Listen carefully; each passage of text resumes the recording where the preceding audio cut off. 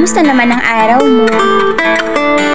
Way back then, when I was just a little kid, I had an awesome and memorable days in Bicol. As the days passed by, I learned a lot of life lessons to be pondered all the time. Number 1, life is not a plate of silver and gold. What does it mean? Well, hard work and perseverance should be combined all the time. Diba? Sino po ang nakakaalam sa inyo ng kwento ni Juan Tamad? Naalala ko pa nga, gusto niyang tikman ang hinog na bayabas na kahigaya sa ilalim ng puno. Inihintay lang niyang malaglag ang bunga. Palagay mo ba, nakuha niya kaya ang bayabas na kanyang niyanais? Number 2, life has no retake or rewind. In short, be mindful of what we say and do. Diba? Talaga pong wala nang rewind or retake sa mundong ito. We only live once and so soon it will pass. Diba? To all the people out there, make sure to enjoy your life to the fullest.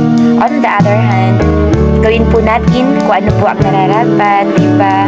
Naayon po dapat sa kalooban ng poong may kapal. Bigla ko tuloy naalala ang kantang ito. Diba? Lahat naman tayo ay magkakaroon ng puting buhok. Diba? Hindi tayo makakatakas po sa kanyang senaryo. Sumasang-ayon ka ba? Pagdating ng araw, ang iyong buhok ay puputi na rin. Sabay tayo mangangarap ng nakaraan natin. Ang nakalipas ay ibabalik natin.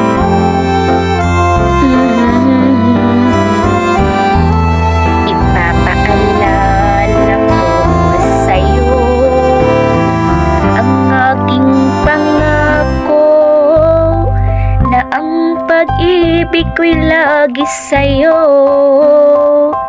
Kahit maputi na ang buhok ko, diba? It's a sad reality.